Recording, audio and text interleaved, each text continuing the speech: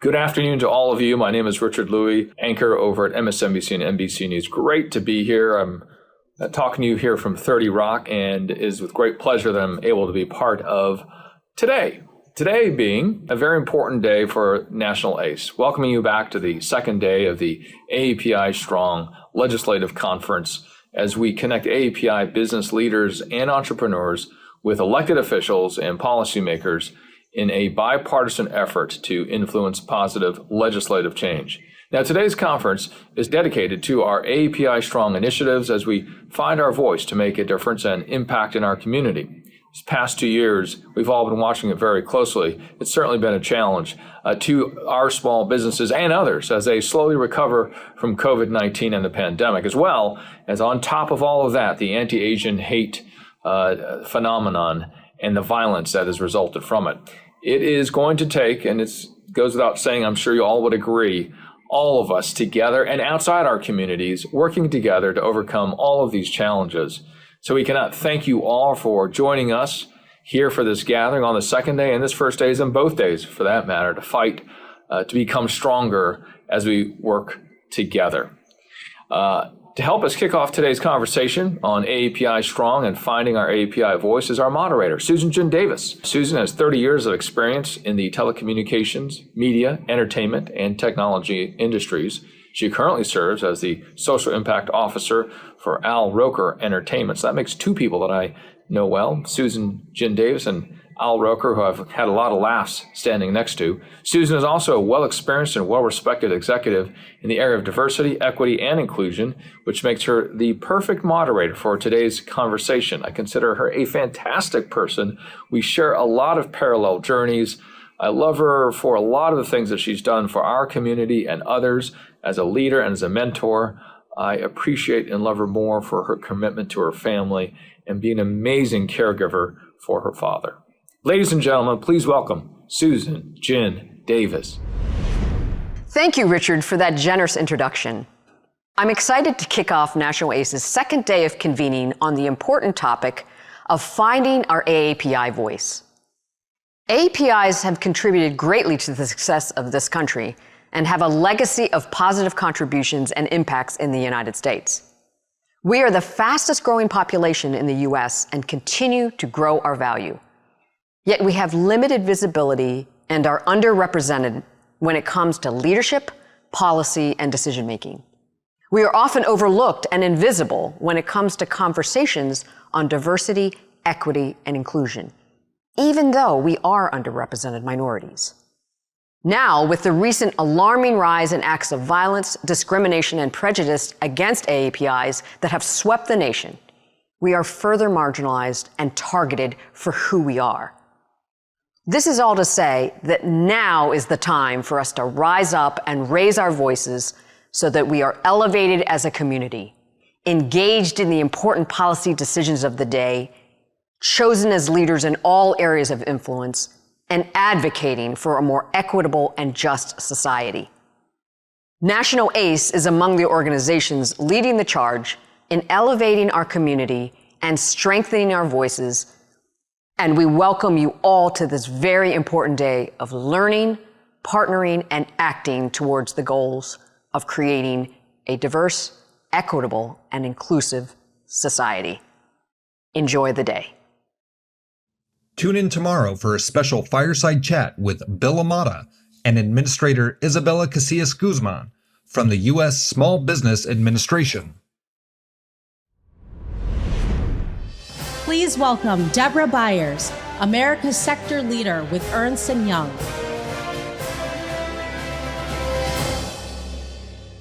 Hello, everyone. It is such an honor to be part of National ACE's inaugural AAPI Strong Legislative Conference. My name is Deborah Byers. I'm a partner at Ernst & Young and America's industry leader. As you know, this last year and a half has been particularly difficult for the AAPI business community. COVID-19 pandemic coupled with a sharp spike in anti-Asian hate and violence has really forced AAPI business owners to make some difficult decisions. But I'm really, really excited and truly honored to be here with two amazing members of Congress to discuss these important topics. and the congressional efforts underway to uplift the AAPI community during these challenging times. The first up, we have Senator Mazie Hirono. She represents the great state of Hawaii and is the first Asian American woman ever elected to the United States Senate. Senator Hirono was born in Japan, was elected to Hawaii's House of Representatives in 1980, and later became the state's lieutenant governor. She served in the U.S. House of Representatives from 2007 to 2013, and has been a United States Senator since 2013. So we're very honored, and we really appreciate you joining us today. Aloha. And then next we have Congresswoman Grace Meng, who was elected to Congress in 2012, and she represents the great state of New York's 6th Congressional District in the U.S. House of Representatives. She's the first and only Asian American member of Congress from the state of New York. Congresswoman Meng is a member of the powerful House Appropriations Committee, which is responsible for funding every federal agency, program, and project within the United States government. Certainly incredibly impactful. She also serves as the first vice chair of the Congressional Asian Pacific American Caucus, which many of you may know as KPAC. So welcome, and thank you so much for joining us, Grace. Thanks for having me. All right, so let's just jump into really some of the topics that we have today. And maybe both Senator Hirono and Congresswoman Meng, you could comment. Earlier this year, Congress passed your bill, the COVID-19 Hate Crimes Act, in response to what we were seeing in the way that AAPI hate during the pandemic. And so today, can you speak to how this bill has changed the response of the federal government to hate crimes? And really, what is this impact beyond really the scope of just the pandemic as we come through, what is right now a fairly bumpy recovery, but eventually hopefully a strong recovery for the community? First of all, thank you very much for having both of us on and to continue to shine a light on the concern of hate crimes targeting AAPIs. And our bill was really, I would say, an important step in having Congress, for once, saying we stand with the AAPI community on this, and we need to establish a way for us to get data on the incidents of hate crimes as well as hate incidents.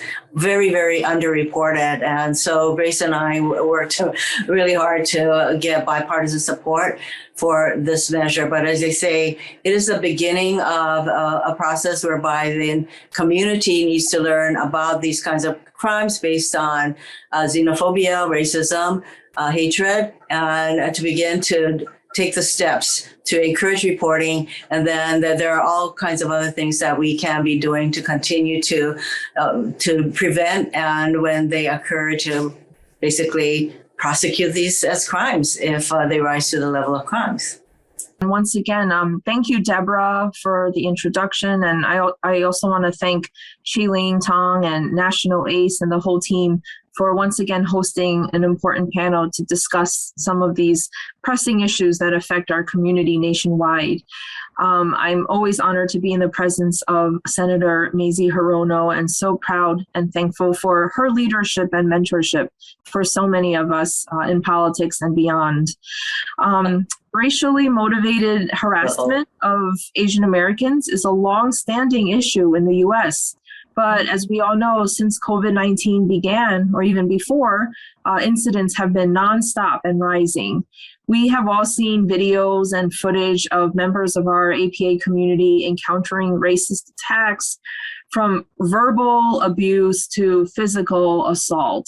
And our Hate Crimes Act bolstered the federal government's response to the rise of hate crimes by doing a few things, and designating an individual at the Department of Justice to expedite the review of hate crimes.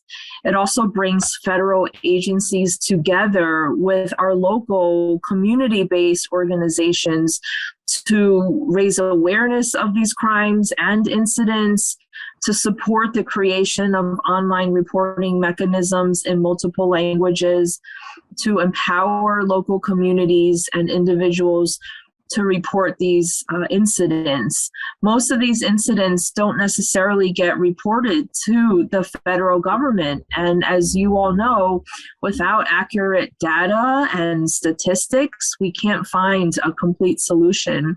But I do want to echo what Senator Hirono said, that this is an important step, but it is only a first step, only one step as we continue to combat anti-Asian violence. There is much more that needs to be done, but at the very least, we wanted to make sure that we were passing this bill, and thankful for the attention, again, that Congress and President Biden paid to our community. Yeah, as both of you were speaking, I mean, there were two things. One, this is not something new. This is something that has been in our communities, sadly, for a long time, and the transparency mechanisms and the tools that were provided in the bill. And you talked about that this is a beginning, and you talked about the local communities and empowering them. Perhaps either of you, Senator or Congresswoman, could talk about what are some of those tools, because, these are local issues. They differ, across the country, both in scope and the frequency, if you will. And so what are some of the tools that we should begin to see in our local communities, state and local agencies? How are they empowered? A lot of the emphasis of the hate crime bill, it is with the local and state law enforcement, as well as the communities, because so much of the prevention and the reporting, of course, relies on individuals coming forward. And there are a lot of people out there who don't even know where to report. Hence, they need to set up an easy reporting system. And there are states, there are a number of states that do not even have hate crimes legislation. And so often in those communities, things that we would consider to be hate crimes based on racist or xenophobia, those kinds of impetuses, they don't even get reported as such. So there is information that needs to get out, and the AAPI community consists of people who speak many languages, something like 300-400 languages. So obviously, any of the information that is going out to these, particularly to community organizations that are really an important part of a community coming forward to report, has to be in different languages. So that's something that we've been pushing. But there's an entity called the Community Relations Service within the Department of Justice, very under-resourced, but they are there to promote information, et cetera, and they have a brochure that they put out. And part of what we can do is to have people access this brochure. The brochure contains things such as there can be different ways that the community can call attention to hate crimes occurring in the community. They can have press conferences or rallies to have everyone in the community know that this is an issue and what they can do. Another suggestion in this brochure was that, particularly for schools and campuses, to have a way for people to respond to these kinds of crimes and to report these kinds of crimes. So there's some very specific to-do action items in this brochure, but I think we need to help spread the word that this kind of information is available. Yeah, the bill was passed recently, and so we are still awaiting guidance and details on how our law will be fully implemented. But a lot of the issues do come from state and local governments and law enforcement jurisdictions where they simply don't have enough resources and data to help combat hate crimes. Many jurisdictions across the country report 0 bias incidents or hate crimes in a given year. And so if we are acting like nothing's happening, it's a lot harder to provide solutions to solve the problem. And so that's why our legislation requires the Department of Justice to issue guidance for how the average person can even report these incidents and crimes in multiple languages, to collect that data, and like Mazie said, to expand public education campaigns to empower local communities. We've all heard stories where we know that the numbers of stories that we've heard are not comprehensive. We know that there are many more that have not been reported. And so we want to make sure that reporting is going on. And so our legislation helps to provide tools to our local and state agencies that allows the data to be shared so that appropriate actions can be taken to address these crimes and incidents more effectively. Deborah, I'd like to mention that one important part of the bill that we really worked with the Department of Justice was to include the reporting of incidents, because hate crimes, those are crimes such as assault, etc. But a lot of the manifestation or a lot of the attacks are verbal attacks. They may not rise to the level of an assault. And that's why the Department of Justice originally had some concerns about using the term incidents. But I said you would not get a lot of reporting if we don't include incidents. And to me, the importance of incidents is it shows the attitudes in a community, which should lead to some discussion and work on education. And maybe the schools need to play a role in making sure that students understand that racism, bias are not acceptable. But it should lead to a number of approaches to prevent these kinds of actions or acts taken by people who need to be educated.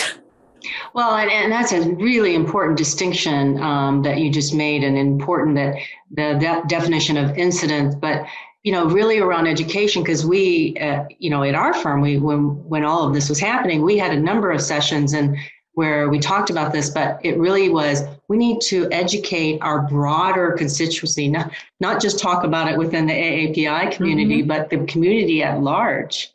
And so powerful for you to say that. You talked about the legislation, and it sounds like there's more work to be done to really get that moving. It was just passed in May, so we need to continue to support all of those activities. But beyond the legislation, you already mentioned education in the schools and other ideas. What else can the communities do right now and how can we as a AAPI community and small business owners, corporations, what can we do beyond that legislation as it's starting to gather data and gather momentum? What beyond that can be done, or suggestions that you have that we should take away? I'd say sessions like this are important, and then the community coming together. One of the things that corporations can do is to do bystander training, because we all saw the videos of people getting harmed or beaten up and bystanders standing there doing nothing. And so I know that there are companies, I hope yours is one of them, to engage in bystander training, so that when we see something like this happening, that we know what to do, or, without endangering ourselves. Yeah, I have seen so much of an appetite for bystander training and tips. And, I think that sessions like that and workshops have really been in demand, which is great. And so, yes, this legislation is just one step. And one way that I have seen our allies step up in various fields, including the private sector and corporations. Some of it's really simple and basic, just making sure that our community is being acknowledged within the company, that employees are being acknowledged. Events that your firm, Deborah, had are super important as well, because Asian Americans have really been often seen as invisible, right? Whether it's in our history textbooks or whether it's in the budget books of philanthropy, corporate giving. There's so many times, so many rooms where, I'm sure I can speak for the senator too, where we may be in a room and Asian Americans aren't even acknowledged, right? And so this is really important for our community, that we are being seen and we are being heard. And I think that one thing that I've recognized as we've all spent time this past year speaking to, let's say, employee resource groups at companies, I think it's really incumbent upon us to provide and to come up with opportunities for us to work with other communities too. Our legislation was largely pushed by our APA community around the country, but it was also supported by many other communities and groups. And I think that that's one of the good things that's come out of this past year and a half, is that we have seen our friendships and our coalitions with other communities strengthened.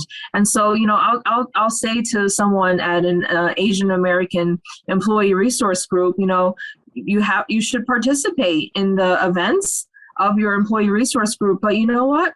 Try to be supportive of other employee resource groups as well. And how do we strengthen that coalition so that we are mutually helping each other? I think that there is, so much room for growth, even in a diverse city like New York.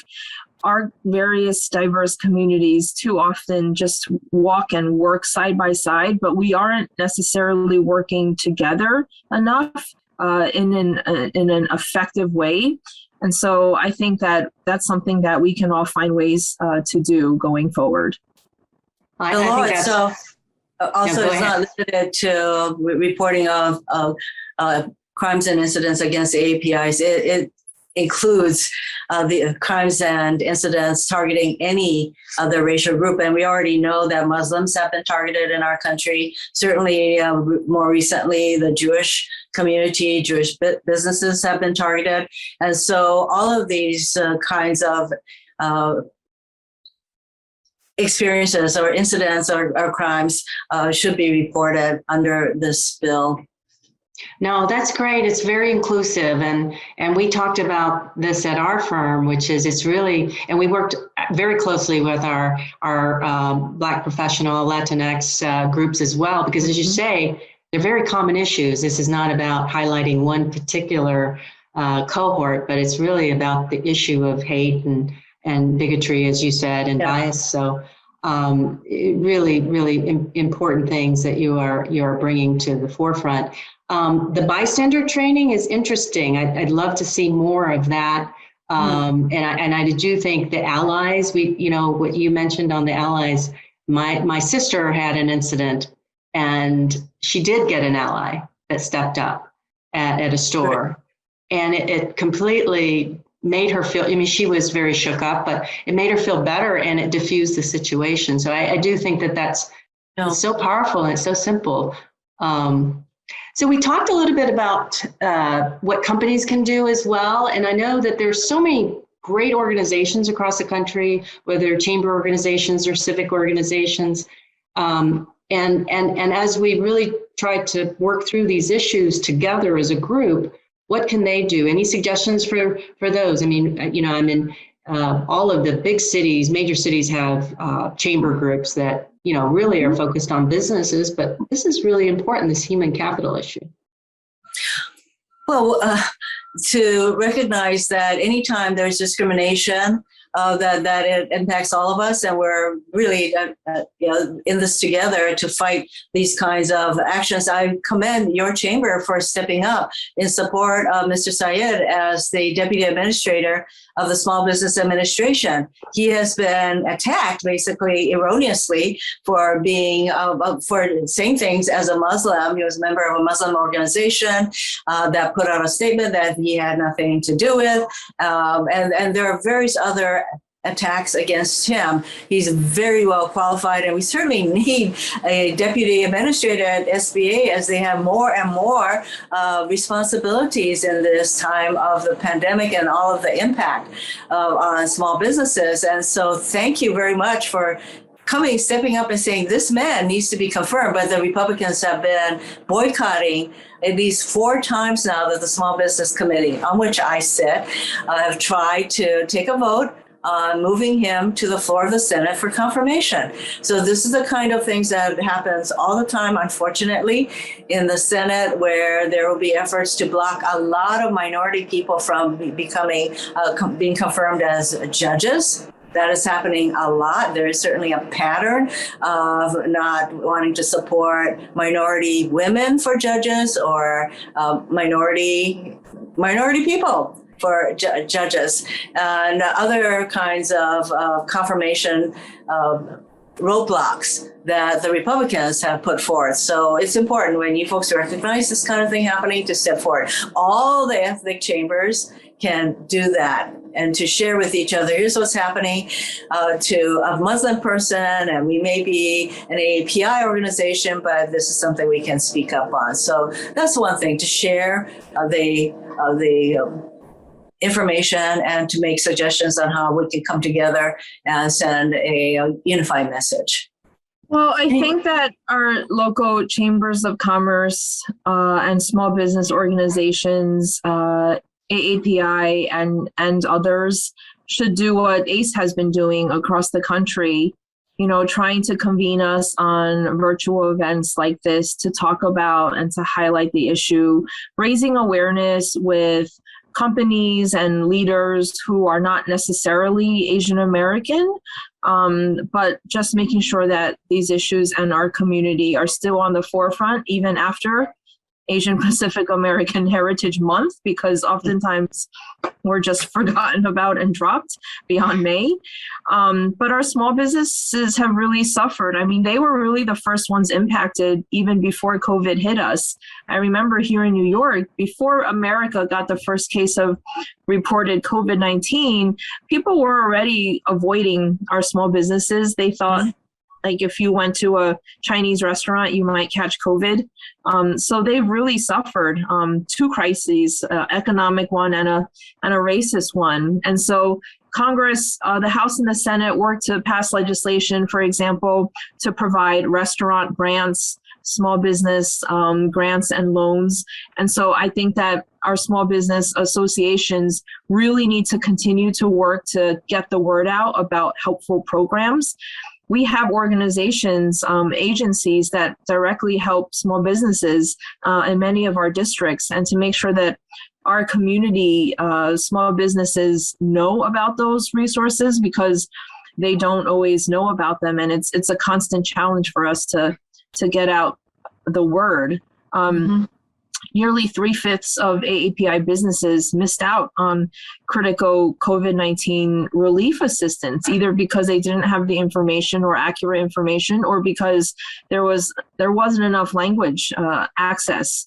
And so, we will continue to push for that, but to really get the word out about existing resources, I think would be very helpful to them as well.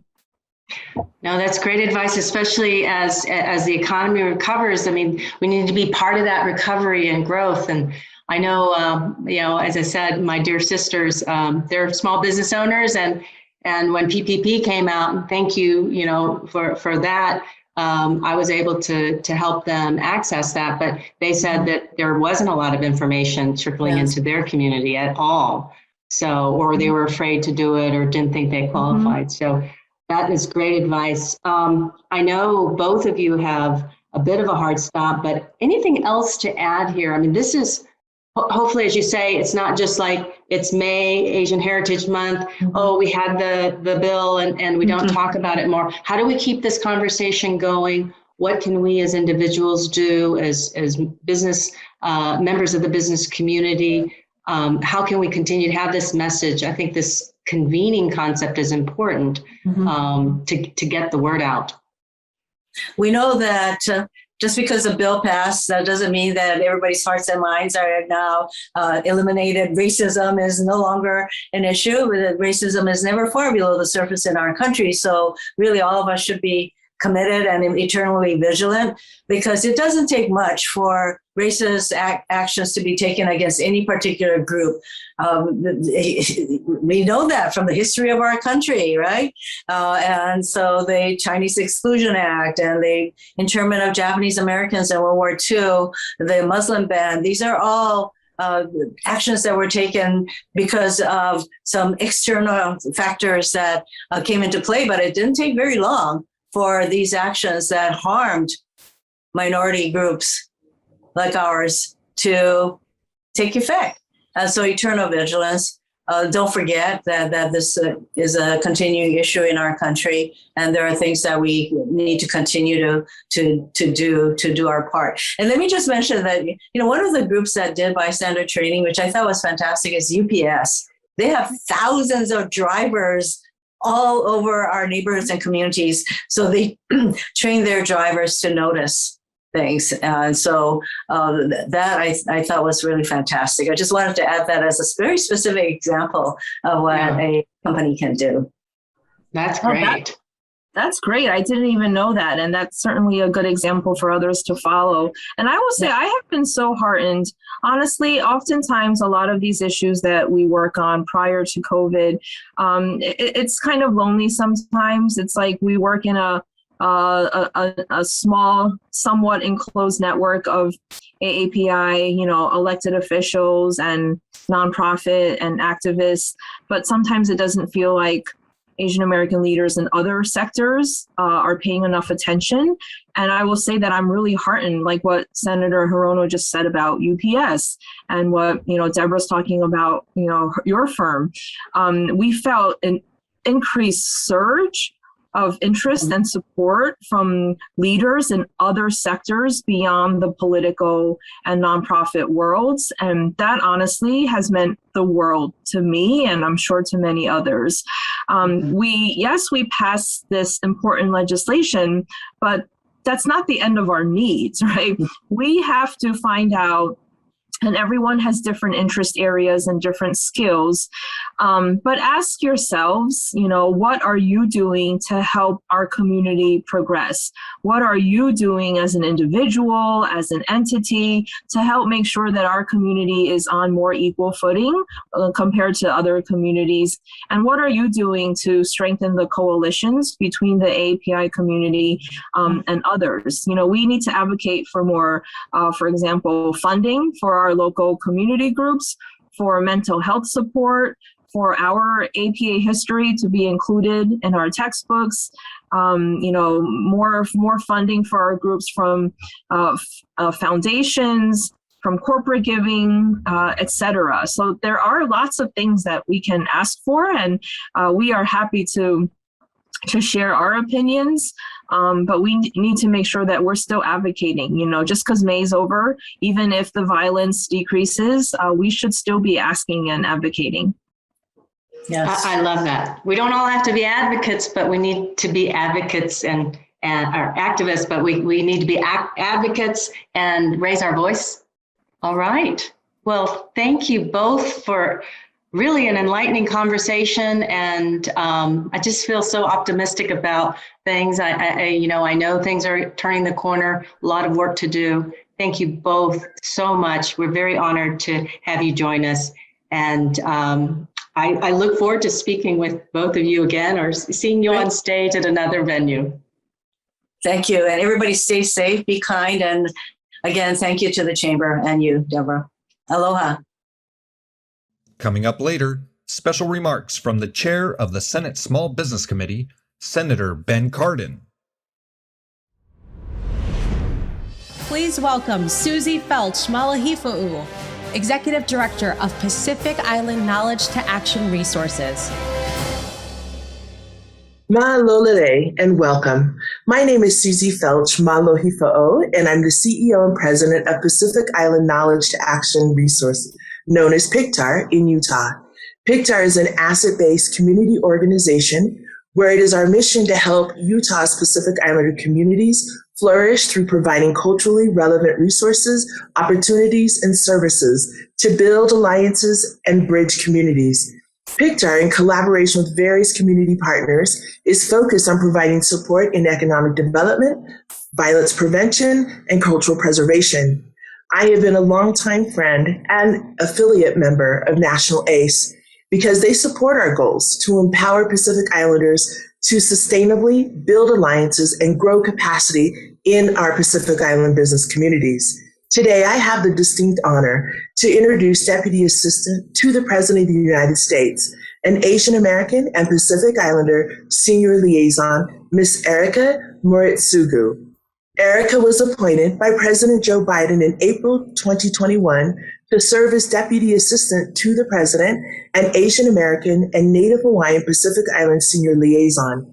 At the White House, Erika supports the administration on a wide array of the President's priorities and engages with American, Asians, and Native Hawaiian Pacific Islander communities and leaders on important issues such as advancing safety, justice, inclusion, and opportunity for Asian American, Native Hawaiian, and Pacific Islander communities through a whole of government approach to racial justice. Her past government service includes serving as the Assistant Secretary for Congressional and Intergovernmental Relations at the Department of Housing and Urban Development under the leadership of Secretary Julian Castro in the Obama administration, and was the first ever Senate Deputy Legislative Director at the Consumer Financial Protection Bureau. On Capitol Hill, she was a senior representative of Senator Tammy Duckworth of Illinois, Senator Daniel Keakaka of Hawaii, and at the Senate Democratic Policy Committee under Senate Majority Leader Harry Reid of Nevada. In the nonprofit sector, Erika managed two teams, the National Partnership for Women and Families, for Economic Justice and Congressional Relations, advancing workforce and health policies focused through a gender equity and race equity lens. Erika has also led the Government Relations, Advocacy, and Community Engagement team at the Anti-Defamation League, a leading anti-hate organization. Ladies and gentlemen, please give a warm welcome to Erika L. Moritsugu. Aloha, y'all. It's a pleasure to join you at the National ACE Legislative Conference this year. I want to thank you for inviting me to make remarks ahead of your conversation today on diversity, equity, and inclusion policies that promote Asian American and Native Hawaiian and Pacific Islander business and economic inclusivity. I'm serving in a historic first ever role created in the White House as the senior liaison to the Asian American, Native Hawaiian, and Pacific Islander communities. And it's an honor to serve in this role, to execute on our President and Vice President's longstanding commitment to our community, and to grow and build on that commitment. To be the voice in the White House, lifting up AANHPIs and making sure that the richness and diversity of our communities are no longer invisible, and also to make sure that the impacts of the administration's policies are inclusive of all of our communities and communicated to all of our communities. I coordinate closely with Howard O. at the White House Office of Public Engagement, which includes the National Asian American, Native Hawaiian, and Pacific Islander organizations, and also with the White House Initiative on AANHPIs, which has a reinvigorated and expanded mandate and led by Crystal Ka'ai, the new executive director of the initiative. President Biden and Vice President Harris have made DEIA a priority in this administration. In June, President Biden and Vice President Harris expanded contracting opportunities for underserved small businesses across the country with a new goal of increasing the share of contracts going to small disadvantaged businesses by 50% by 2026. This translates into an additional $100 billion to SDBs over a 5-year period. Systemic barriers have held back communities in regards to contracting, and the Biden-Harris administration is setting the example and moving toward inclusion of all communities in our contracting process. In June, the president also made DEIA a priority in the administration when he issued an executive order advancing diversity, equity, inclusion, and accessibility throughout the federal government. This order further advances equity within the federal government and establishes that it is the policy of this administration to cultivate a workforce that draws from the full diversity of the nation. As the nation's largest employer, the federal government must be a model for diversity, equity, and inclusion and accessibility, where all employees are treated with dignity and respect. The federal government should have a workforce that reflects the diversity of the American people. A growing body of evidence demonstrates that diverse, equitable, inclusive, and accessible workplaces yield higher performing organizations. And if you look at the president's administration, you can see that he's committed to building the most diverse administration in history, but he's also doing it both in terms of the White House staff and our presidential appointees across the federal government. First, with the selection of Kamala Harris as his vice president. She's the first Indian American and first Asian American elected to the office. And in the White House, we have 17% of White House staff who are Asian American, Native Hawaiian, and Pacific Islander, surpassing the 7% share of our national census population. And throughout the executive branch, we have Asian American leaders of entire agencies. Ambassador Catherine Tai, our cabinet member and U.S. Trade Representative. Kiran Ahuja, the director of the Office of Personnel Management. Lena Khan, Chair of the Federal Trade Commission. Rohit Chopra, Director of the Consumer Financial Protection Bureau. Julie Su, the Deputy Secretary at Labor, Vanita Gupta and Todd Kim at DOJ. Gina Ortiz-Jones was recently sworn in as the Undersecretary to the Air Force, and on, not to mention our judges and leaders who are awaiting Senate action to confirm them. We have Raul Gupta to lead ONDCP and other nominees waiting for committee action. Dilaur Saeed at the Small Business Administration, David Weggio at HUD, Atul Gawande at USAID, and ambassadors Chris Liu and Chantel Wong. We were also so thrilled with the recent Senate confirmation of Florence Pan as the first Asian American woman to serve as a federal district court judge in Washington, D.C. Bottom line here is that the president values diversity, equity, inclusion, and accessibility and is providing the moral leadership to model this in his administration. Look, my job is to promote the administration's agenda and the president's vision and values. With his Build Back Better agenda, we're supporting the engines of growth in our economy by supporting our small businesses.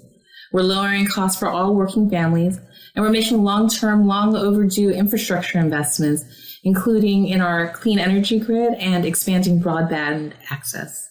We look forward to working with you all and all of our community partners as we move forward to a more just and prosperous future together.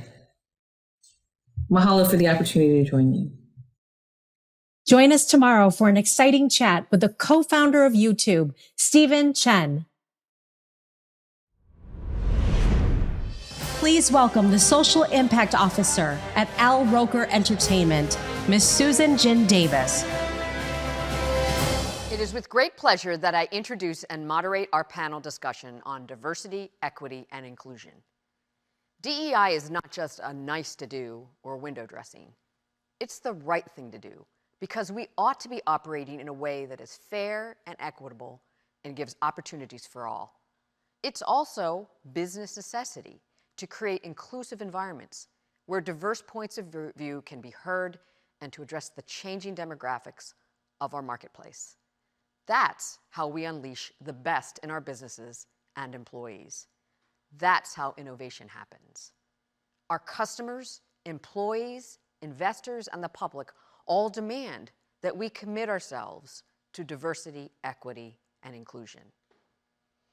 I am honored to share the stage with two leaders who are pioneers in the business community, leaders who many admire and who continuously give back to our community. Tracy Doy is the Chief Financial Officer and Group Vice President for Toyota North America and has had numerous roles of leadership and influence in business as well as serving on numerous corporate boards.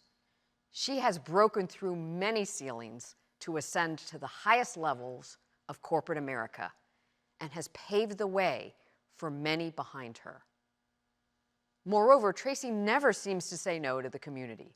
She has served on a multitude of boards for many AAPI organizations, and her skills, expertise, gravitas, and generosity have benefited many nonprofits serving our community.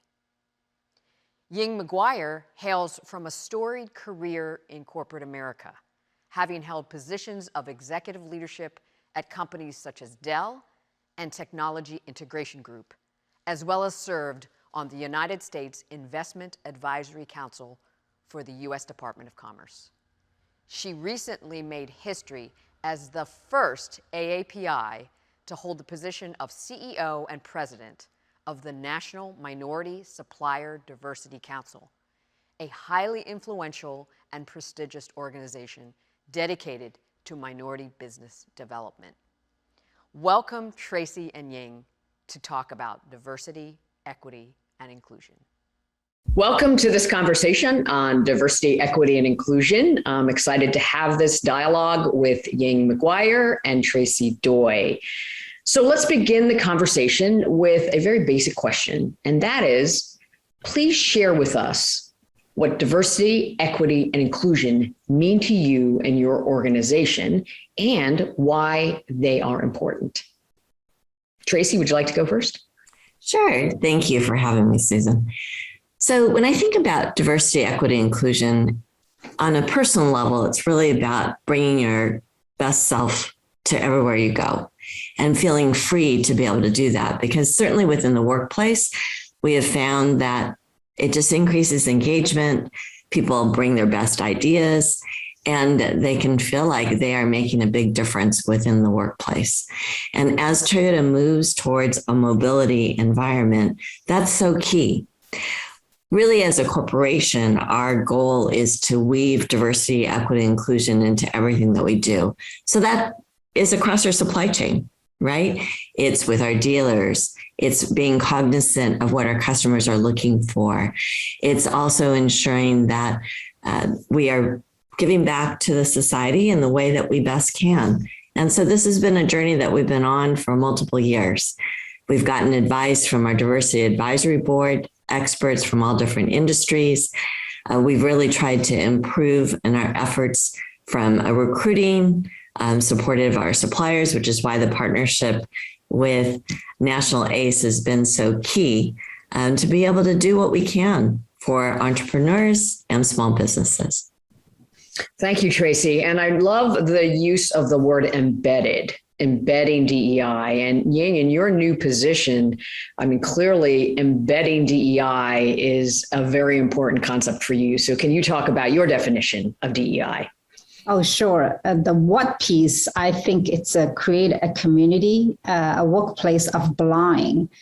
People feel welcomed, respected, and supported and valued, and really drive fairness for all. An environment that inspires creativity and innovation, a place that everyone in the organization that has the opportunity to share their ideas and perspectives, and that they can reach full potential.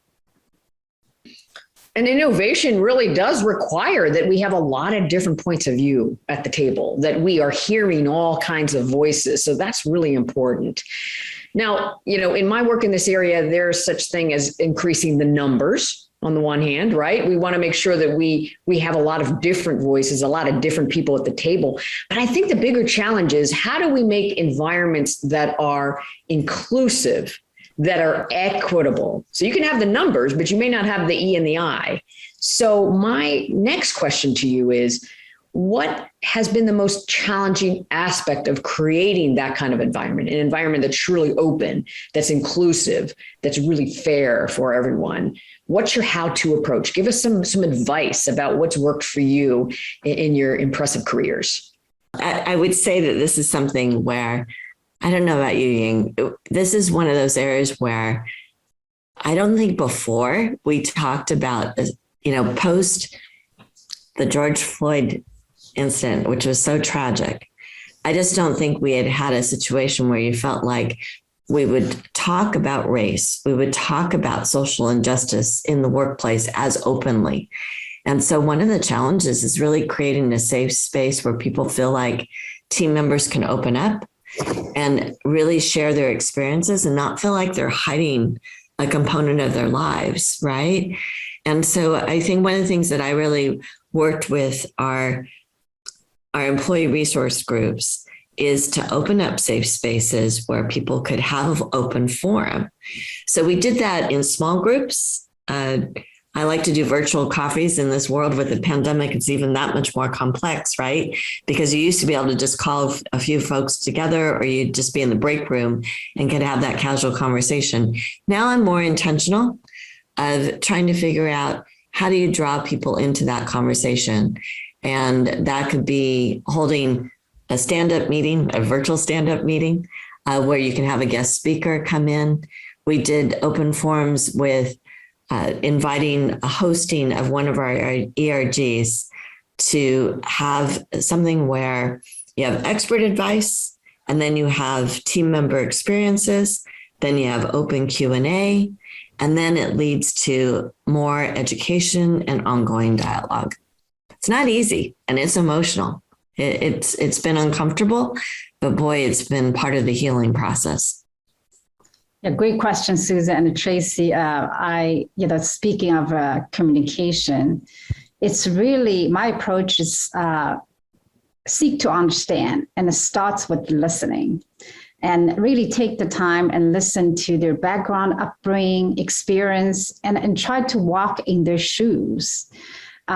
Being a few weeks old in my new role, as the first AAPI CEO of this very celebrated organization, I'm on a listening tour, listening to our national office team members, to our affiliated councils, to our number one customer, which is MBEs, and to our key stakeholder, which is corporate members, and our partners like National ACE, and seek to understand and look at the situation from their perspective. And this requires that all of us are open-minded and show respect and really make them feel safe and supported, to Tracy's point.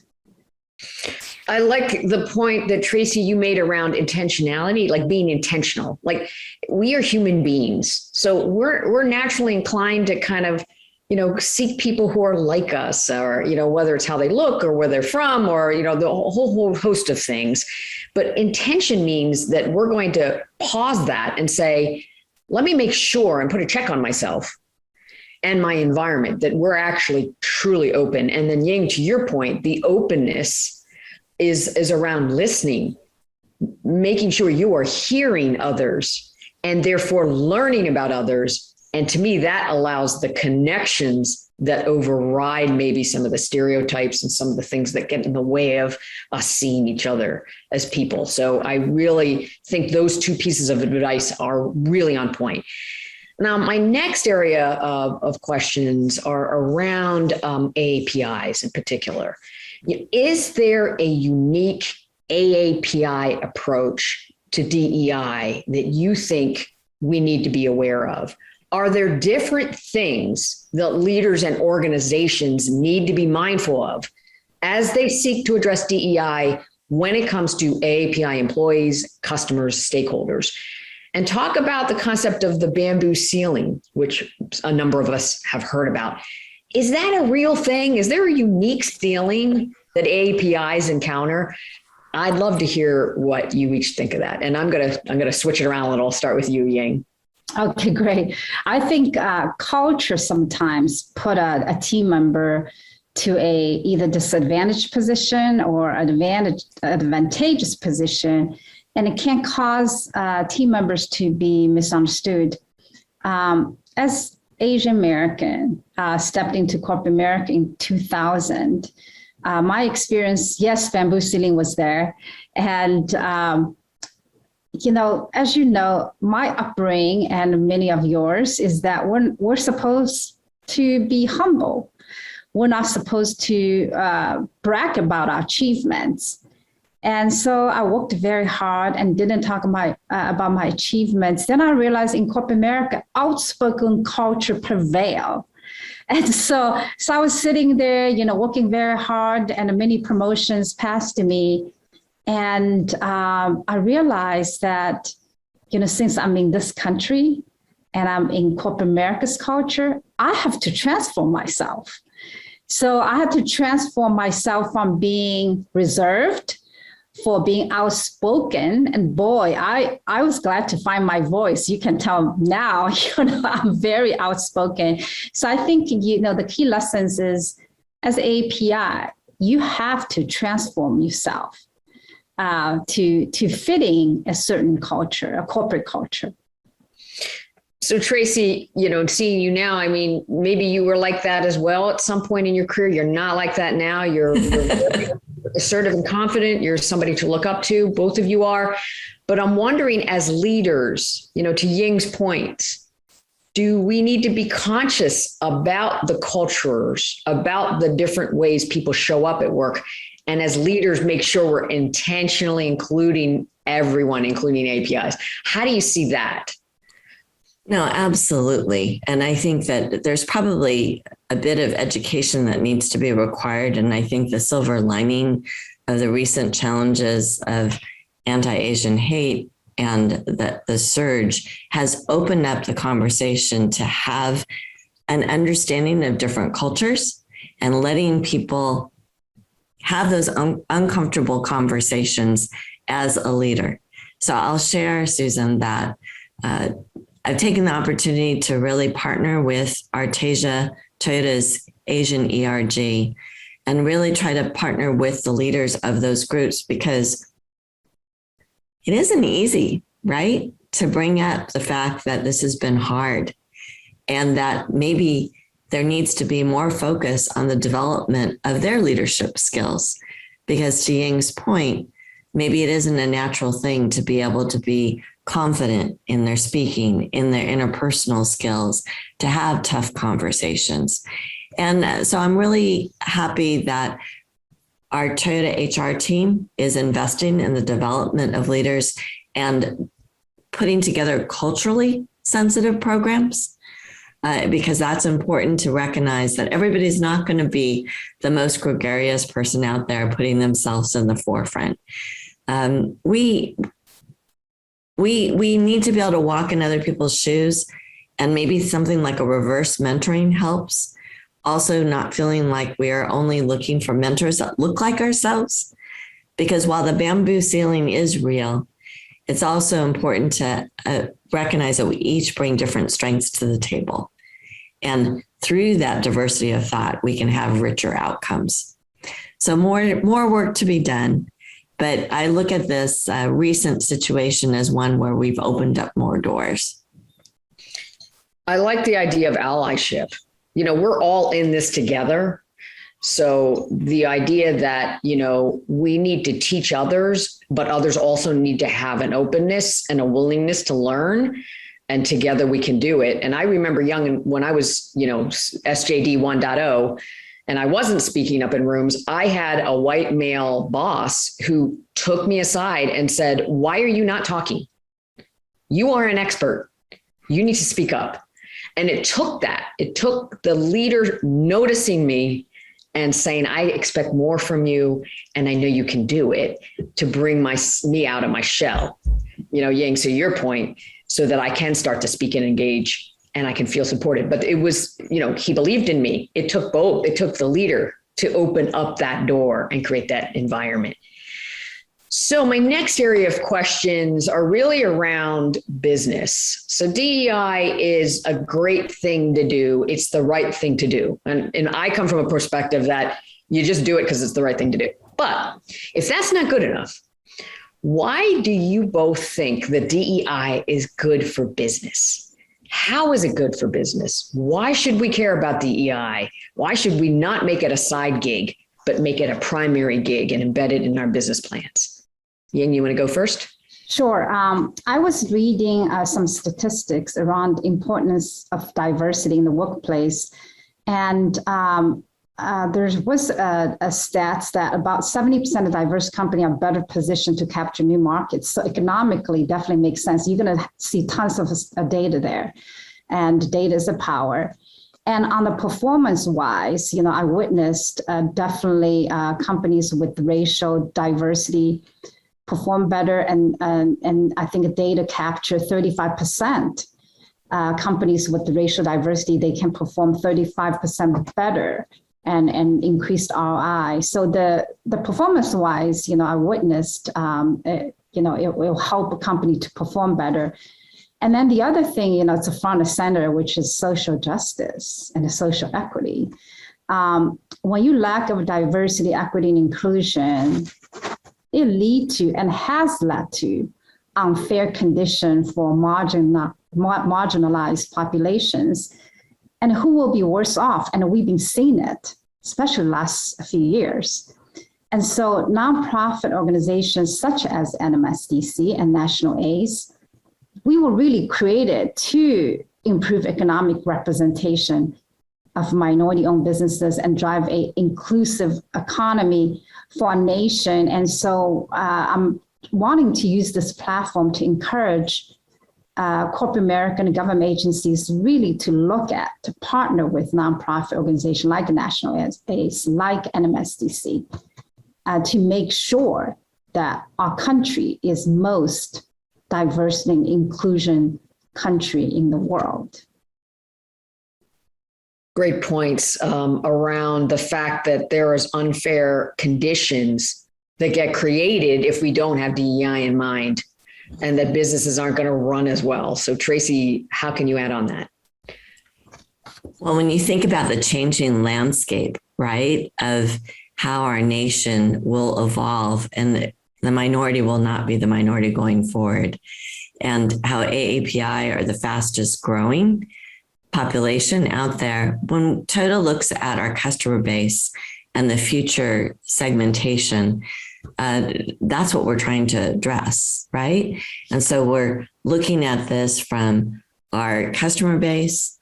We're trying to increase our minority support for our dealer body, because when you walk into a dealership, you want to be greeted with someone who actually understands your culture from a buying experience or language. Those things are important. And from a supplier perspective, it really trying to lift opportunities where we can have our tier one suppliers support and mentor those that are coming up.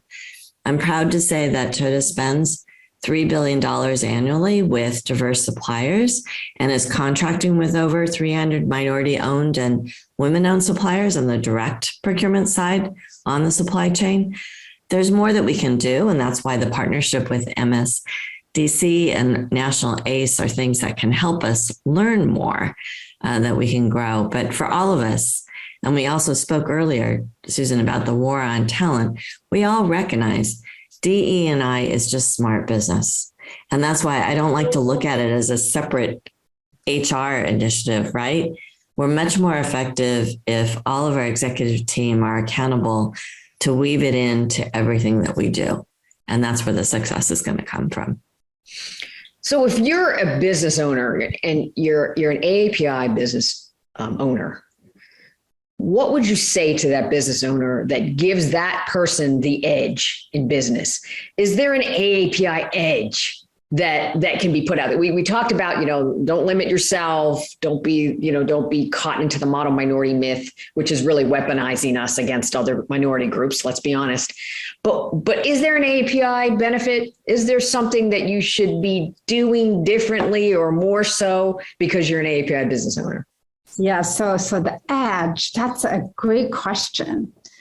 I don't know if it's edge for AAPI businesses, but for minority-owned businesses, it's innovation, creative ideas, way of doing business, and not just innovative product services. It's how you approach your strategy, how you approach your customer. So it's really, innovation and agile, I would say would be the edge. I would say drawing from deep cultures that are diverse cultural backgrounds is an edge, right?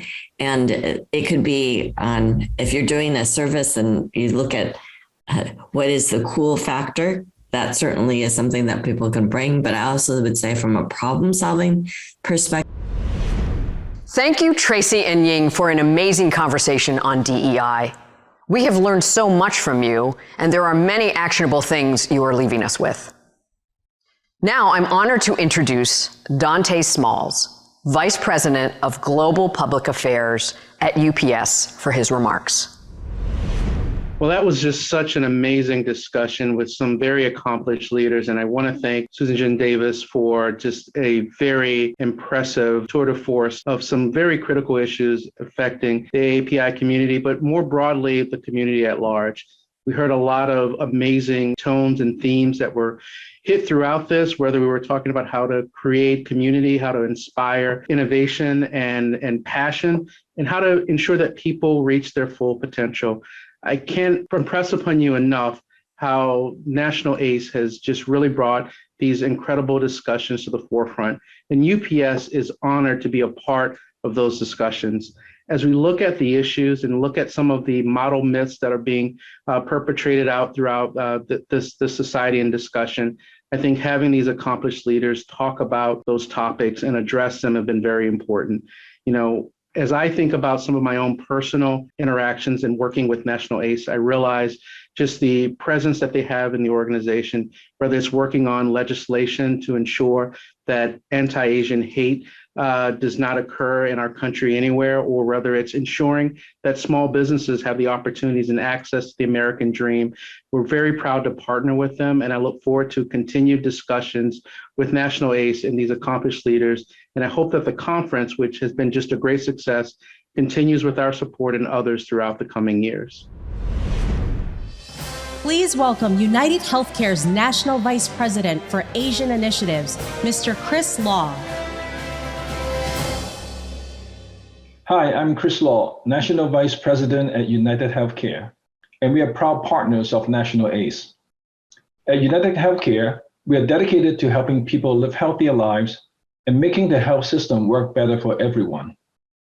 As we come together to fight this COVID-19 pandemic, it is important for us to understand more about the vaccines and learn about basic prevention measures. National ACE has partnered with the Department of Health and Human Services and the We Can Do This campaign to get our community back on track. Please take a look at this video produced by Golden Catalyst in partnership with Master Chef Martin Yan and AAPI community leaders nationwide. Together, we can do this and put an end to the pandemic.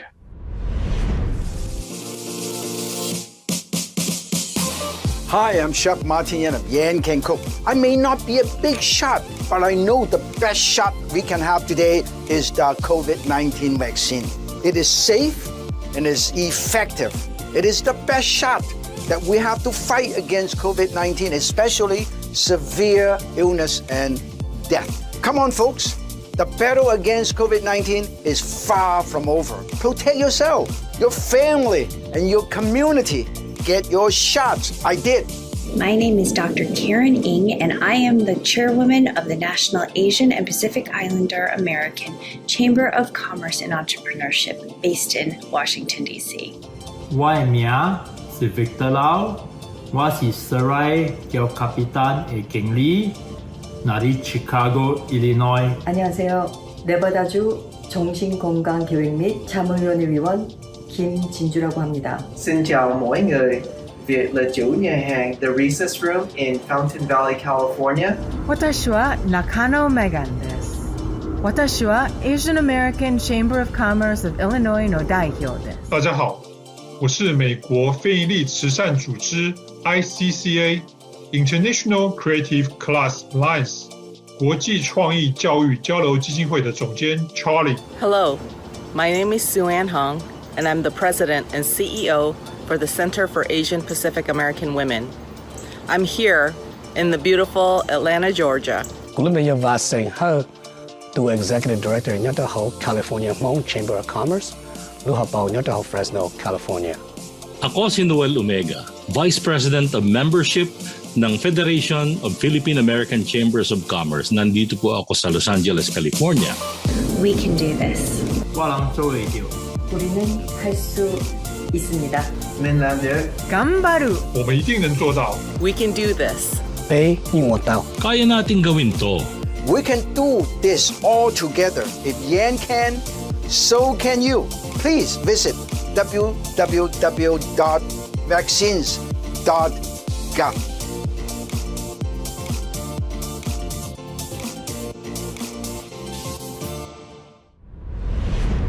Thanks, Chef Martin Yan, Ms. Jenny Lo, our AAPI Chamber presidents and executives who are a part of the We Can Do This initiative.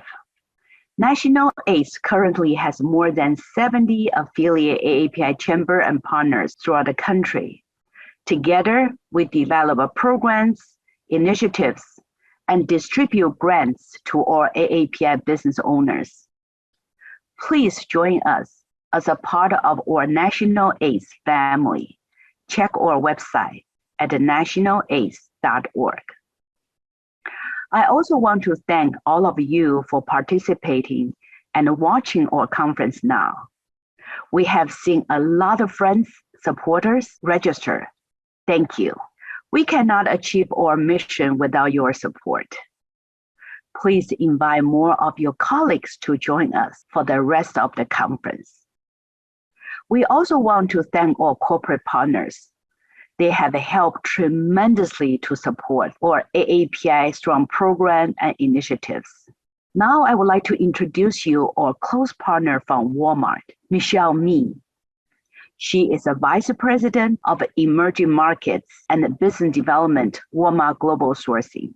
Michelle and her team support a wide range of new sourcing initiatives, including cross-border trade, India Flipkart e-commerce sourcing, and the wholesale business. These initiatives play a key role in Walmart global sourcing transformation and contribute to and reinforce Walmart's everyday low cost, everyday low price, which help customers to save money, live better. Michelle is a true leader. She has a 20-year veteran with extensive experience in retail, finance, strategy, supply chain, and sourcing. Let us welcome Michelle Meng. Thank you, Chiling, for the introduction. I'm both humbled and excited to join this group and share perspectives on how the AAPI community fights against racism and the roles corporations play in supporting AAPI now and going forward. Times like these are unprecedented. 2020 was a year of losses. Lives have been lost around the world due to COVID-19. 2020 saw the murder of George Floyd, Breonna Taylor, and countless others, as well as a big surge of hate crimes targeting people of Asian descent, and that continued into 2021. Asians in America are now facing a dual pandemic, a heightened fear of racist abuse on top of all the worries caused by COVID-19. The AAPI communities around the nation have fought back. Rallies were held across the country to protest anti-Asian violence.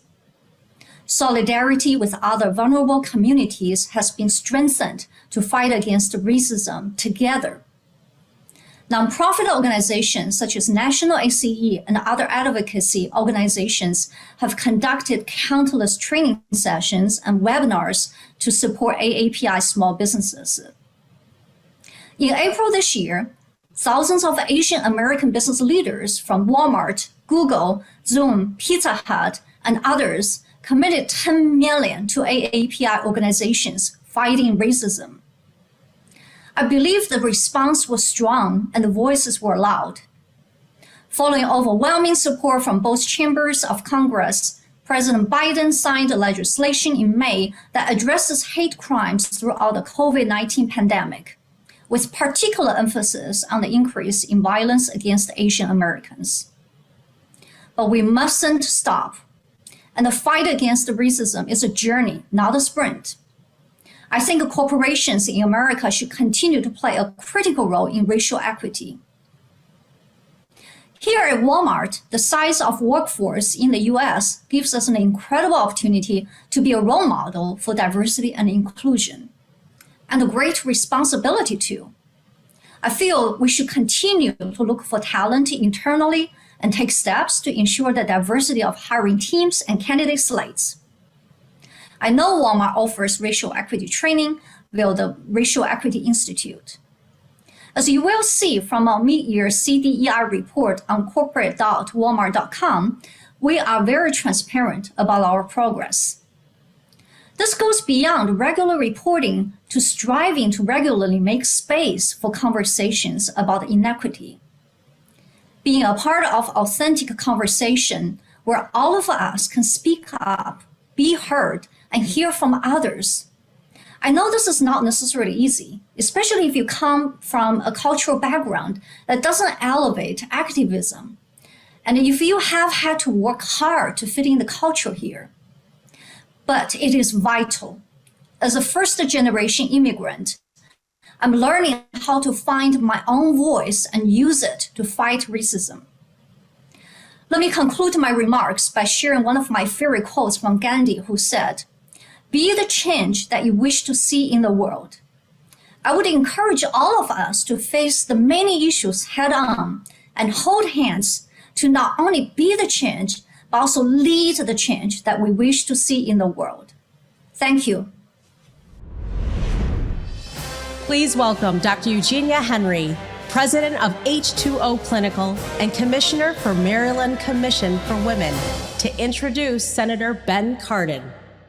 As a small business owner in Maryland, it is my great honor to introduce our next speaker. Senator Ben Cardin is the senior senator from Maryland, a seat he has held since 2007.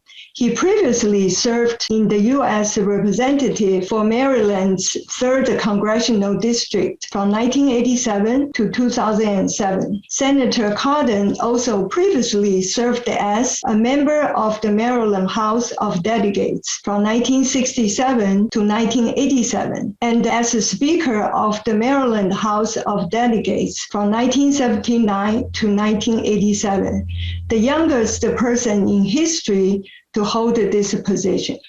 Senator Cardin is the chair of the Senate Committee on Small Business and Entrepreneurship. As a leader in this committee, he helped write the Paycheck Protection Program that has helped to many AAPI small businesses in Maryland and nationwide, whether the economic repercussions of the COVID-19 pandemic. In May of this year, National ACE hosted an event with Senator Cardin where he listened intently to the concerns of AAPI business owners and provided detailed information on the federal resources available to AAPI businesses in need. Senator Cardin has been a long-time champion of the AAPI community. We are happy to welcome him at our conference today. Ladies and gentlemen, the Honorable Ben Cardin. Hi, I'm Senator Ben Cardin of Maryland, Chairman of the Senate Small Business and Entrepreneurship Committee. I am honored to join you at the National Asian Pacific Islander American Chamber of Commerce and Entrepreneurship, AAPISTRONG Legislative Conference. I want to thank you for your advocacy and partnership over the past year and a half as Congress has worked to respond to the pandemic. I am proud of the programs we implemented to support small businesses through this unprecedented and harrowing experience. And I continue to be impressed by the resilience and ingenuity of America's small businesses. At this moment, our nation is showing signs of a record-setting economic recovery. You must ensure that reaches all communities. President Joe Biden's Build Back Better agenda gives us a once-in-a-generation opportunity to make our economy work for everyone. Along with the American Rescue Plan enacted in March, the Bipartisan Infrastructure Investment and Jobs Act, and the Build Back Better budget that is making its way through Congress will invest $25 billion in small businesses over the next 10 years and directly address the barriers that prevent women, minorities, and other underserved individuals from starting businesses. I am proud to share that the infrastructure bill includes my amendment to make permanent and expand the Minority Business Development Agency, which I know has been a long-time goal of the National ACE. MBDA is one of the federal government's best tools to address the historic and pervasive barriers to minority small business ownership. My home state of Maryland is fortunate to have 2 MBDA centers, a business center in the Capital Region and an advanced manufacturing center in Baltimore. I have seen firsthand the benefits of MBDA programs to minority entrepreneurs. My amendment will extend the geographic reach of MBDAs into even more communities, increase its grant-making capacity, and strengthen its ties with HBCUs, minority-serving institutions, and other community organizations to create more regional MBDA offices.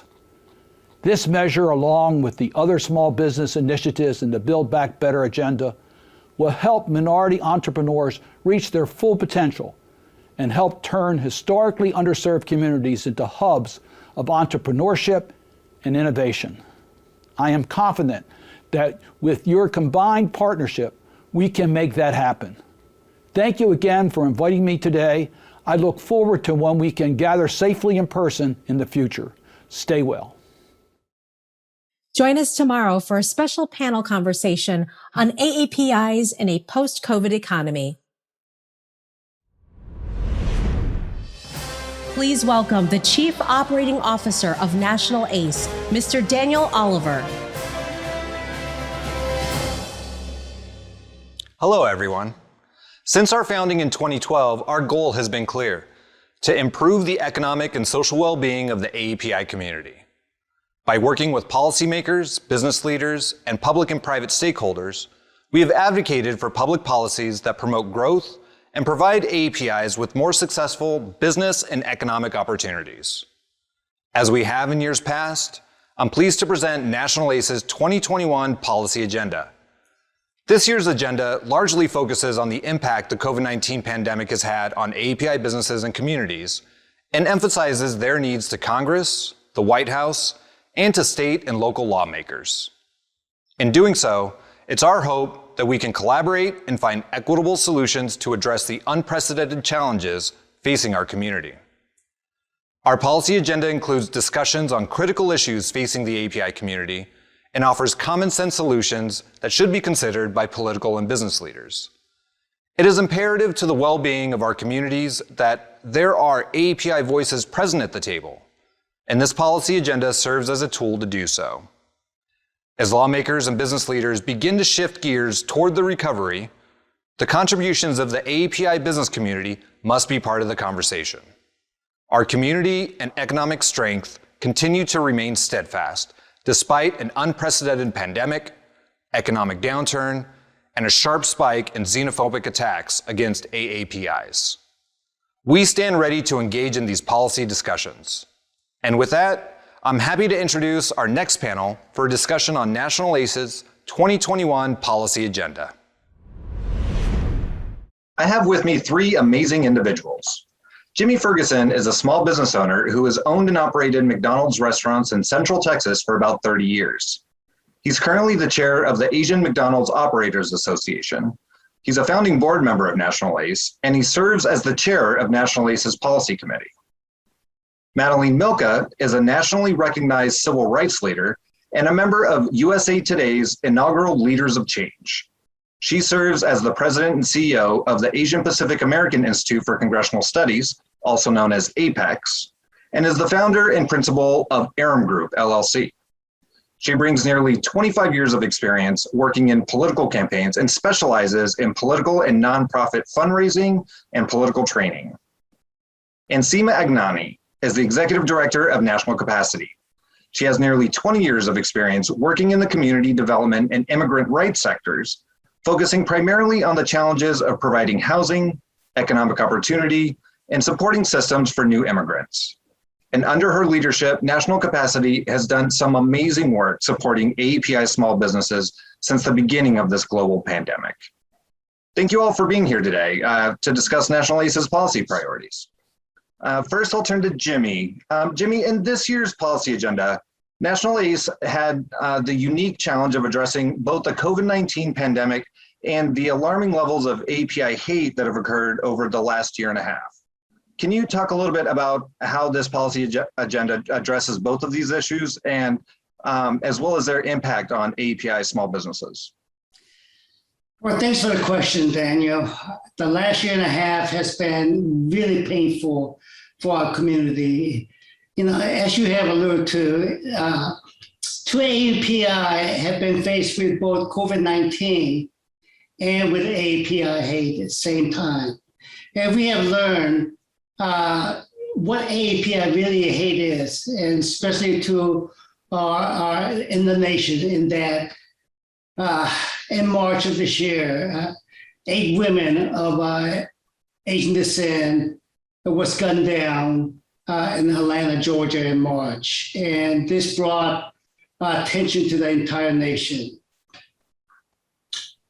What we are doing is really important for our policy agenda to confront the AAPI hate. By placing more focus and placing a pressure really on our leaders in our government and the corporations and within our communication to condemn the AAPI hate. The National ACE has also launched the AAPI Strong campaign, to combat the AAPI hate. Together with our corporate and nonprofit partners, we are standing up against the racial biases, discrimination, and the fear that has plagued our business community for the last 2 years. Through this campaign, we are hoping and we are helping organizations to implement AAPI biases and culture sensitivity type of training and programs to help the business owners and the entrepreneurs to mitigate the biases that we are experiencing and to improve our business and workplace outreach. Each section of our policy agenda was written within the context of the COVID pandemic. It touches the AAPI small business, also including what is taking place with the hate that's been happening. So that we are focusing, Daniel, on both pandemics, the COVID-19 and the AAPI hate. Thanks so much, Jimmy. And Madeline, our policy agenda also covers a wide range of priority areas for the AAPI community, including access to capital, equity and digital broadband, and we try to tie that together as to how these policy areas can lead to greater equity overall. Can you talk a little bit about how this kind of information can be translated into policy, and more specifically, how Congress leans on this type of information when they create policy? Well, thank you, Daniel and National ACE, for this opportunity to talk with you, and to my fellow panelists for sharing all of your expertise and insight. Your question is really pertinent because advocacy from a community or constituency perspective helps to bring a more dynamic discussion on what it means to be a member of the AANHPI community. So lived experiences in all of its diversity allows policymakers to have a different lens to see how public policy affects different constituencies. If policies are only being made with one community in mind, then the policies aren't taking the different experiences into account and finding solutions that are equitable for all. And so when you think about this in terms of the work that National ACE is doing, it's really bringing in small business owners, entrepreneurs, and people who have different lived experiences, regardless of their constituency, whether they live in a rural or urban area, have employees that they are staffing in their different types of businesses, whether it's a storefront or e-commerce. And so all of these different types of small business owners really have different experiences. And so when you also look to Congress to think about how policies are being made, they need to think about how it affects all these different types of people. So participating in a congressional town hall or advocating to your elected leaders really helps to highlight these challenges and the gaps that need to be addressed. And so, being able to participate in a way that showcases your challenges and also all the positive things that might come out from accessing resources that the government has created to address these needs really shows what works and what doesn't. Right. And I think that's so important. And all of us are advocate for the API community in one way or in another. And so Seema, as the executive director of National Capacity, you're well aware of the power of grassroots advocacy. Can you talk a little bit about how an organization's policy agenda can be part of an advocate's toolkit? Yeah, thank you, Daniel, and want to echo the thanks for convening us to talk about these important issues.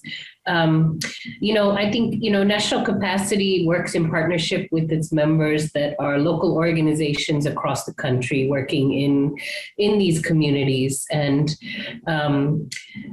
the policy agenda that ACE put forth really includes a lot of the same priorities of our coalition, issues like data disaggregation, access to capital. There are ways to engage on these issues on the local, state, state and federal level. In the current moment, advocates can engage on data disaggregation, particularly in the coming period. The Consumer Financial Protection Bureau is embarking on a process where they're going to figure out what lending data is available and in what racial subgroups are tracked in that. And so it's a top priority for national capacity alongside ACE to push for disaggregated data so we can have a better picture of what our communities look like. So, whether it's as individuals or as organizations, we can all engage in that process that's coming very soon. Another current area that's being debated in Congress, the infrastructure bill will bring resources to local communities, hopefully. And so people can engage locally. As those resources are deployed, we need to make sure Asian Americans and Pacific Islanders are participating in community engagement processes and local planning processes, so that we can make sure our communities and the cultural districts that we hold dear, the Chinatowns, the Little Tokyo, across the country, that we're able to not only preserve those neighborhoods, but ensure that they thrive and continue to grow. And so there's a lot people can do on all levels of government, and a lot of these issues are being debated at all levels at this moment. Right. And Seema, again, thank you so much for the work that National Capacity does. You guys are so embedded in the community with providing in-language resources, and the work you've done for small businesses throughout this pandemic has just been so admirable. Jimmy, I know that a lot of people looking from the outside in have misconceptions about AAPIs and AAPI business owners specifically. Can you talk about how these misconceptions have affected the policy discussion around providing assistance for AAPIs? You're absolutely correct. There is misconceptions that all AAPIs are doing well, and not and they don't need assistance or relief in the same way that other minority groups do. I don't think that I need to go in depth on the concept of model minority myth, which in short is the idea that all AAPIs are successful, due to their high rate of college degree, medium household income, which is higher than the national average. Now, it's true that many of the AAPIs are successful. To treat the entire community and place them in one bucket that they are all successful is not correct, and really it's not fair. And that highest earning AAPIs make as much as 10 times more than the lowest earning AAPIs. Now, AAPI is the most economic divided racial group in the U.S. The AAPI has created, to a certain extent, that this misunderstanding has created some misunderstanding, and that we do not need the support, do not need resources as the other groups. Now, this can hurt this, because we need to be able to influence the policymakers who develops the legislature to support the minority groups.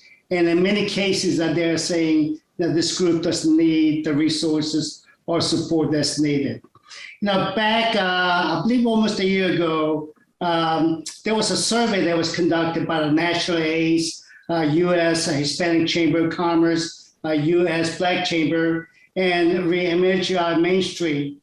And what we found was that majority of the AAPI entrepreneurs and the business owners did not even apply for the pandemic relief because, they did not believe that they qualified for the aid.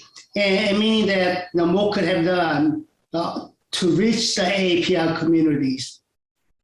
the members of the Congress and the private sectors, they need to hear from us. They need to hear from our community, our business community, and the national groups, and providing the best support that we can to AAPIs. Right, and thanks, Jimmy. And I think you're exactly right. What we saw since the onset of the pandemic is that minority businesses particularly were disproportionately affected by the pandemic, and AAPI business owners were no different. In fact, in many cases, were the most affected by the pandemic. Madeline, I wanted to turn to you and talk a little bit about AAPI women, because AAPI women have suffered suffered high rates of long-term unemployment during the pandemic, and generally from our surveys, we found have been generally less optimistic about the future of their businesses post-pandemic than their male counterparts.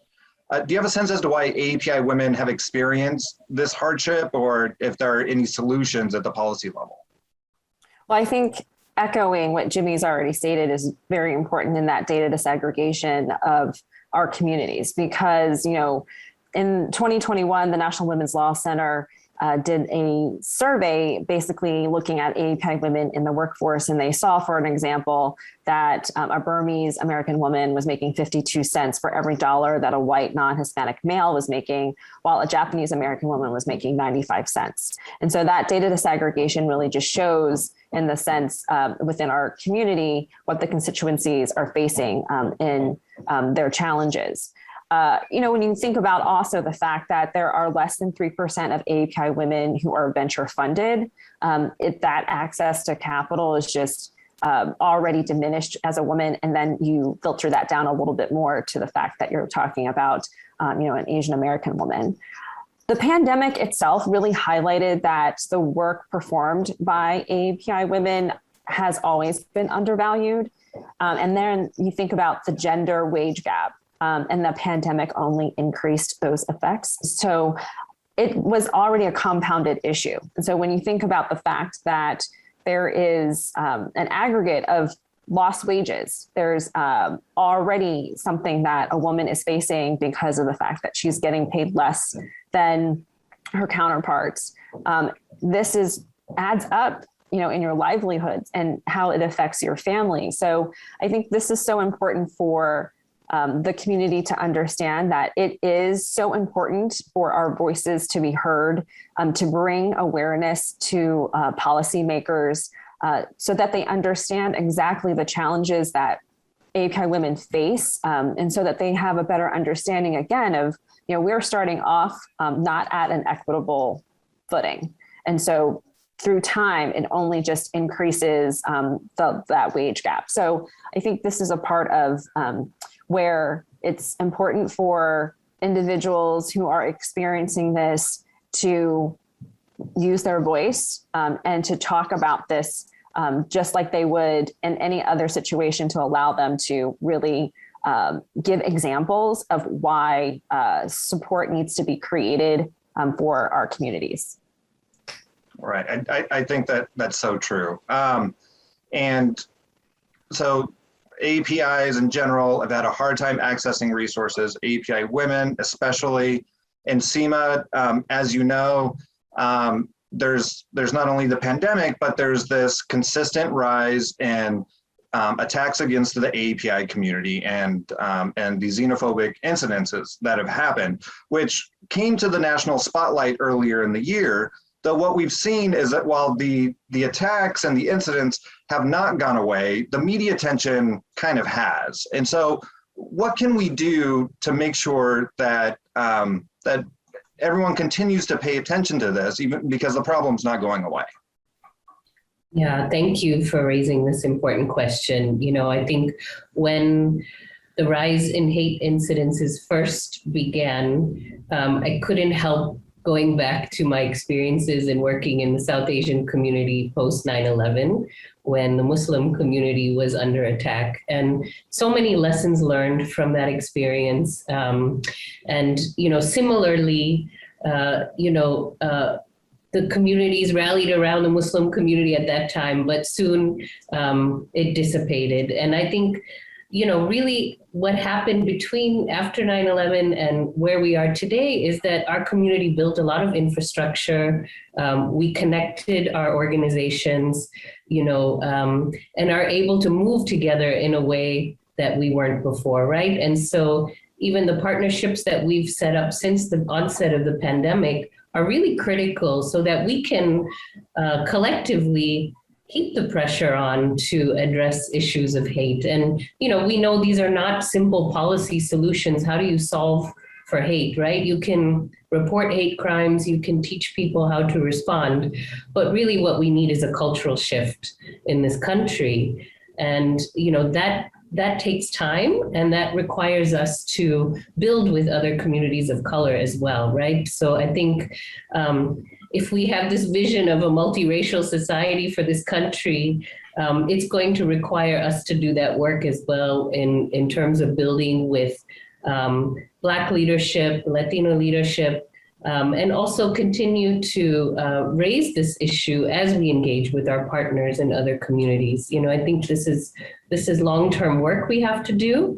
And unfortunately, it's going to be up to our communities to keep raising the issue of increases in hate violence against our communities and remind people of this time of what happened. Thankfully, we're not getting terrible rhetoric from leadership in this country that's perpetuating it. At least that has lessened. But we're hearing of incidences every day still, and much of it is happening within the small business community, as we know. And so there's a lot we can do to continue to raise awareness, and also ask our colleagues to step in partnership with us. Right. I think that's exactly right. And again, Seema, thank you for everything you do at National Capacity. Madeline as well, everything you do at Apex. And Jimmy, thanks so much for being on this panel with us today. And look forward to talking with everyone more about these important issues. Thanks so much. Thank you. Thank you. Please welcome Donald Hyung Kilbasa, Managing Partner of Kilbasa Homes and Ansong. Good afternoon. My name is Donald Hyung Kilbasa. I'm an actor, martial artist, lawyer, CPA, and an Asian American small business owner. It is my pleasure to introduce our next speaker. Representative Ahmada Radawagan was elected as American Samoa's third member of Congress on November 4th, 2014. She is the first woman to serve in the U.S. House of Representatives from American Samoa. She's the first Republican woman of Samoan descent in Congress and the highest elected official as an Asian Pacific Republican office holder. Congresswoman Ahmada serves on the House Veterans Affairs Committee in a senior role as a vice-ranking member of the full committee, as well as two of its subcommittees, the Subcommittee on Health, along with the Subcommittee on Oversight and Investigations. She's been involved in promoting democracy and fighting for women's and minorities' rights since the beginning of her career and helping build democratic institutions abroad. Please welcome the Honorable Ahmada Radawagan. Ta'alofa lava. Thank you to the National Asian Pacific Islander American Chamber of Commerce and Entrepreneurship, and your many affiliated organizations and businesses, and my friend, Ms. Chiling Tong. It's always a privilege to speak to some of those who are doing more to build our economy than almost anyone. Our small business leaders, entrepreneurs, business innovators, and those taking an extra interest in serving the business community in leadership.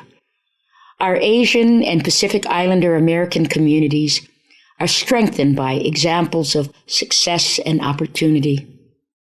Since Asian Americans as a whole are the fastest growing portion of the U.S. population, we can keep working for similar growth in our business community in years to come, and with that, growth in our broader responsibilities. The United States needs economic growth like never before. COVID-19 led to trillions in federal spending, some necessary, some debatable. record national debt, record federal spending, inflation concerns. These are some of the facts we face. It led to many small business closings and new debt for even many healthy businesses. I think the government was right in some measures, such as low interest loans, some forgivable. Now, we need good small business ideas and best practices to lead the way like never before. Our nation is strong and resilient, and we can be confident in our economy and the people that do so much to make it work for us all, our local business communities. Most of all, I want to say thank you for your role in that. You lead the way in creating jobs and economic growth. In the long run, everything we expect from government, from military strength to supporting healthcare and education, it all starts with the economy. So the government should be wise and constrained with its powers of regulation and taxation.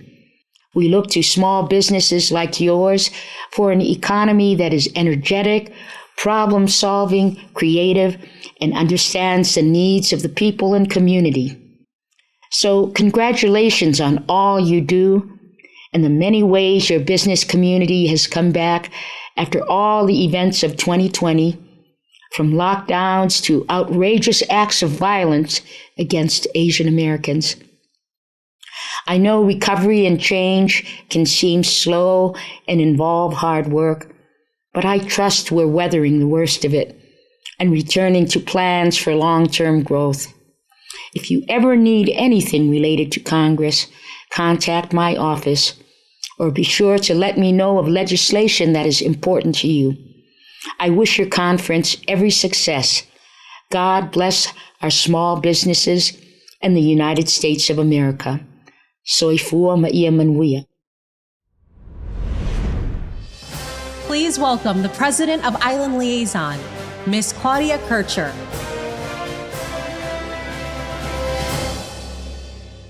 Day. My name is Claudia de Leon Guerrero Fajardo Kircher of Chamorro Filipino descent from the Mariana Archipelago, founder and president of the Island Liaison located in Phoenix, Arizona.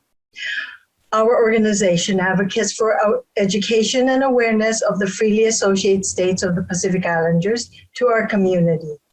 We serve as a resource for educational and cultural enrichment and health and government services locally to Pacific Islander community. I'm so proud to be an affiliate of National ACE because they have helped bring us into the digital world with their virtual technical assistance and have given us generous grants to help keep our programs with their AAPISTRONG initiative. Now, I have the honor and privilege to introduce Crystal Ka'ai, who is the Executive Director of the White House Initiative on Asian Americans, Native Hawaiians, and Pacific Islanders. Her responsibilities include coordinating the federal government's response into anti-Asian violence and discrimination, while also increasing representation and opportunities for those communities.